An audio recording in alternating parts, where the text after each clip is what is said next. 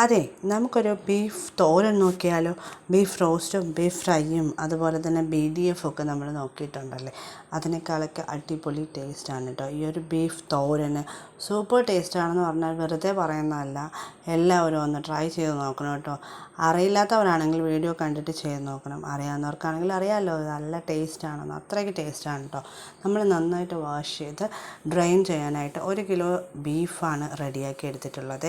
ഈ ബീഫ് കഴുകിയെടുക്കുമ്പോഴേ ഒരു 3-4 വെള്ളം കഴുകിയിട്ട് ഒരു വെള്ളം കുറച്ച് കല്ലുപ്പോ അല്ലെങ്കിൽ പൊടിയുപ്പോ ആയാലും ഇട്ട് കഴുകിയാലേ ഒത്തിരി ഫാറ്റൊക്കെ ഉള്ളതെല്ലാം പോകും കേട്ടോ. നമ്മൾ എടുത്ത് കളഞ്ഞാലും ബാലൻസ് ആ ഒരു ബീഫിൻ്റെ പീസിലുള്ള ഫാറ്റെല്ലാം നന്നായിട്ട് പോയി കിട്ടുമേ. അതുകൂടെ ഒന്ന് ട്രൈ ചെയ്ത് നോക്കണേ എല്ലാവരും.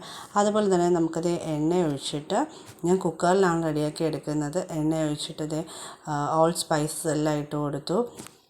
പിന്നെ ജിഞ്ചർ ഗാർലിക് പേസ്റ്റും ആവശ്യത്തിന് എരിക്ക് ആവശ്യമായ പച്ചമുളകും ഇട്ട് കൊടുത്തിട്ടുണ്ട്.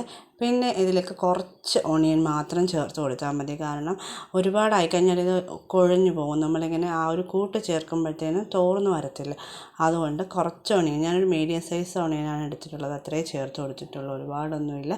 ശേഷം ബീഫ് കൂടി ചേർത്ത് നന്നായിട്ട് മിക്സ് ചെയ്ത് കൊടുക്കണം. മിക്സ് ചെയ്തിട്ട് ആവശ്യത്തിന് മഞ്ഞൾപ്പൊടിയും അതുപോലെ തന്നെ ഗരം മസാല, പിന്നെ കല്ലുപ്പ്. ഞാൻ കല്ലുപ്പ് ചേർത്തുകൊണ്ടാണ് കല്ലുപ്പ് എന്ന് പറഞ്ഞാൽ ആവശ്യത്തിന് ഉപ്പൊടി ചേർത്ത് നന്നായിട്ട് എല്ലാ ഭാഗത്തും ഈ മഞ്ഞയും ഒക്കെ എത്തക്ക രീതിയിൽ മിക്സ് ചെയ്ത് കൊടുത്തതിന് ശേഷം നമ്മൾ കുക്കർ ക്ലോസ് ചെയ്ത് വിസിലിട്ട് കൊടുക്കും. വിസിലല്ല, വെയിറ്റ് ഇട്ട് കൊടുക്കുകയാണ് ചെയ്യുന്നത്. ആ സമയത്തിന് അത് വെന്ത് പാകമാകുന്ന സമയത്തിന് നമുക്കിതിൻ്റെ അരപ്പ് റെഡിയാക്കി എടുക്കാം, കൂട്ട് റെഡിയാക്കി എടുക്കാം. അതിന് വേണ്ടിയിട്ട് ഞാൻ 1.5 കപ്പ് തേങ്ങ എടുത്തിട്ടുണ്ട്. തേങ്ങയുടെ കൂടെ ഒരു 1/2 സ്പൂൺ മല്ലിപ്പൊടി, അതുപോലെ എരിവിന് ആവശ്യമായ മുളക് പൊടി, പിന്നെ മഞ്ഞൾപ്പൊടി.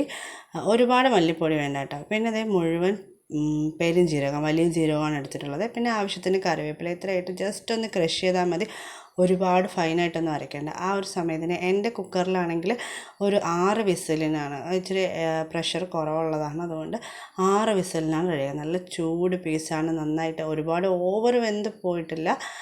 അത്യാവശ്യം ഒരു 3/4 ഭാഗത്തിനേക്കാൾ കൂടുതൽ വേവ് വന്നിട്ടുണ്ട്. അതിനുശേഷം വേറൊരു പാനിലോട്ട് മാറ്റി കൊടുത്ത് ആ വെള്ളം എല്ലാം ഇത്തിരി ഒന്ന് ഡ്രൈ ആക്കി എടുക്കുന്നുണ്ട്. നമ്മൾ ഒരു തുള്ളി വെള്ളവും ചേർത്തിട്ടില്ല. അതിൽ നിന്ന് തന്നെ ഊറി വരുന്ന ആ വെള്ളമാണ്. പറയുമ്പോഴേ വായിൽ വെള്ളം ഊറുന്നുണ്ട്, അത് വേറെ കാര്യം. എന്നിട്ട് നമ്മളിത് ആ ഒരു നടുക്ക് ഭാഗത്ത് നിന്ന് കുറച്ചിങ്ങനെ വശത്തോട്ട് മാറ്റിയിട്ട് ആ സെൻറ്ററിൽ ഈ കൂട്ടിട്ട് കൊടുക്കും. എന്നിട്ട് നമ്മൾ ഇതിനെല്ലാം ഒരുമിച്ചിങ്ങനെ ചിക്കി ചേർത്ത് കൊടുക്കും.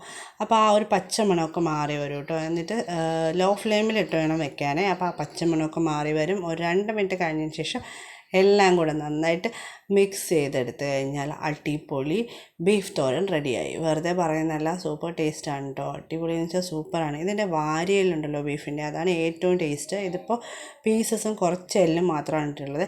ഇത് ഇങ്ങനെ കഴിക്കാനും നല്ല ടേസ്റ്റാണ്. അതിനോട് കുറച്ചൊന്ന് താളിച്ചൂട് ഒഴിക്കുകയാണെങ്കിൽ പിന്നെ ഒന്നും കാണാൻ പറ്റില്ല ചുറ്റുകളൊന്നും, അത്രയ്ക്ക് ടേസ്റ്റാണ്. ഇതിന് കോമ്പിനേഷനായിട്ട് നമ്മളെടുത്തിരിക്കുന്ന കപ്പയാണ് കേട്ടോ. കപ്പ പുഴുങ്ങി നല്ല വെണ്ണ പോലെ വെന്ത കപ്പയും പിന്നെ ഈ ബീഫ് റോസ്റ്റും. അപ്പോൾ എല്ലാവരും ട്രൈ ചെയ്ത് നോക്കണം കേട്ടോ. എല്ലാവരും ട്രൈ ചെയ്ത് നോക്കിയിട്ട് കമൻസൊക്കെ ഫീഡ്ബാക്കായിട്ട് അറിയിക്കണം. കൂടാതെ നമ്മുടെ ചാനലിനെ സപ്പോർട്ട് ചെയ്യുകയും കൂടെ വേണം. സബ്സ്ക്രൈബ് ചെയ്യുകയും ഷെയർ ചെയ്യുകയും ഫ്രണ്ട്സിനും റിലേറ്റീവ്സിനും ഒക്കെ ഷെയർ ചെയ്ത് കൊടുക്കുകയും കൂടെ ചെയ്യണം കേട്ടോ. നിങ്ങളുടെ സപ്പോർട്ട് ഉണ്ടെങ്കിലേ നമ്മുടെ ചാനൽ മുന്നോട്ട് പോകാൻ പറ്റുള്ളൂ. അപ്പോൾ എല്ലാവരും ട്രൈ ചെയ്ത് നോക്കിയിട്ട് ഫീഡ്ബാക്കൊക്കെ അറിയിക്കണേ.